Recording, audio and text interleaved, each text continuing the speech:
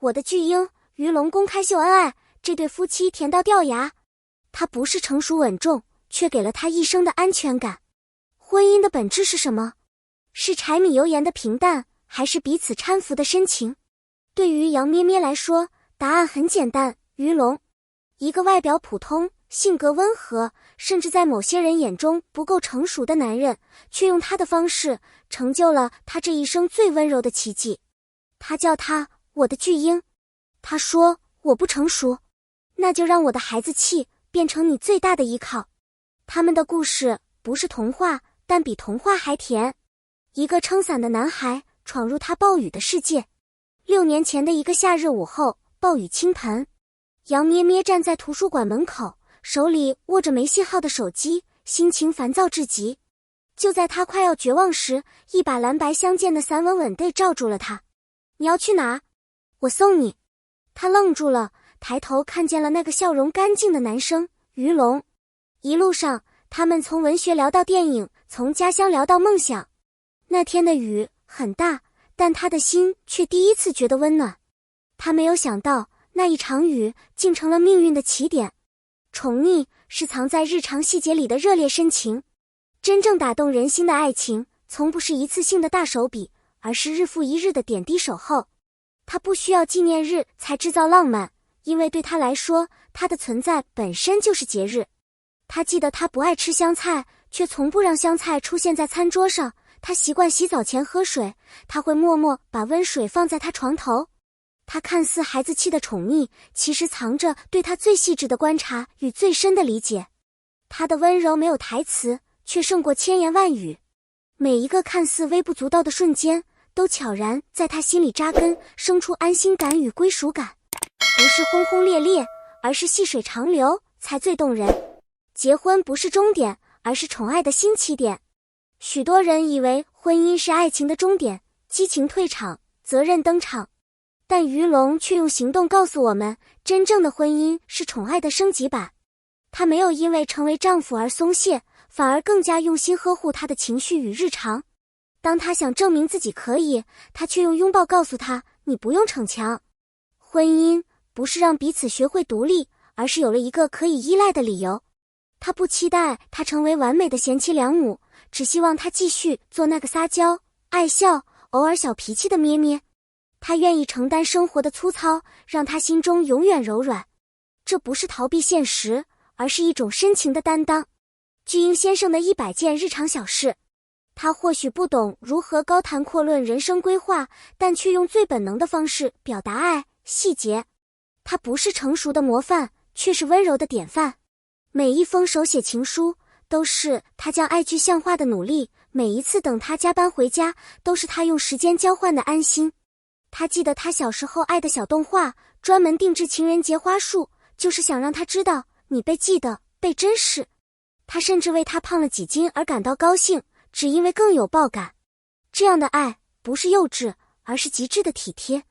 他用巨婴的身份扮演着他心中最稳重的大人，是爱，也是归属感的源头。爱从不是控制，而是成全。真正的爱不是圈养，而是放手中的风筝，既给自由，也留牵挂。于龙懂得，他不是附属品，而是一个独立、闪光的人。他愿意尊重他的每一个决定，不管是职业选择、生活方式，还是偶尔疯狂的发型颜色。他没有试图改变他，只是默默站在他身后支持。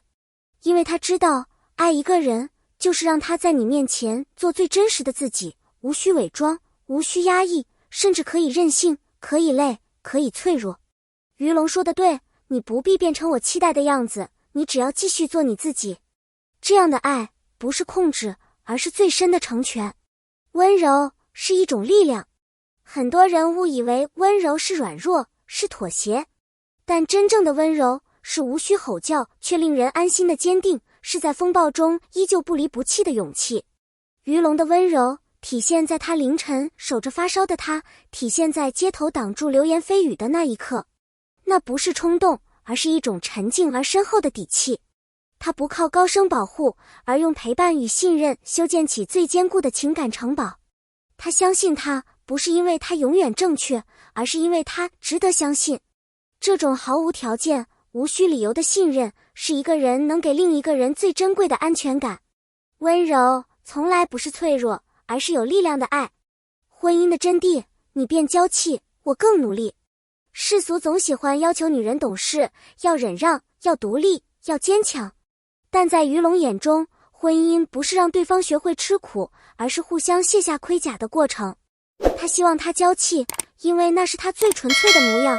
他愿意努力，是因为他想撑起他的轻松自在。他不认为自己吃亏，反而觉得这是幸福的表现。当一个男人不怕你懒，不嫌你小脾气，反而默默为你做更多时，那是他在用行动告诉你，我会为你变得更强，只为了你能一直柔软。真正的婚姻不是相互改造，而是彼此成全的双向奔赴。写给每一个想被爱的你。你有没有在深夜问自己，我是不是太难搞，太情绪化，太不够好？其实你只是缺了一个真正愿意接住你所有情绪的人。别再因为别人说你太粘人、太矫情而收起真实的自己。你不需要完美，也无需伪装。有人说，长大就是学会自己擦眼泪，但我更希望你能遇见一个人，愿意帮你擦眼泪，陪你一起长大。你可以任性，可以难过，可以不坚强，因为你值得一个不离不弃的拥抱。愿你相信，世界上真的有那个人，会把你的不完美当成最可爱的地方。他不要求你变得更好，只想好好爱你。愿世界多一点鱼龙。感谢你看到这里。这个故事可能只是芸芸众生中的一例，但它温柔地提醒我们，爱情不是浮夸的仪式，而是日复一日的温柔选择。婚姻不是成熟的妥协，而是深情的坚持。如果这个故事打动了你，请在评论区留言。愿世界多一点鱼龙。别忘了点赞和分享，让更多人看到这个故事。你的一次转发，也许会点亮另一个人对爱的希望。如果你喜欢这样的真实故事，欢迎订阅我们。下一次我们将讲述一个更浪漫、更真实、更动人心弦的故事。我们不见不散。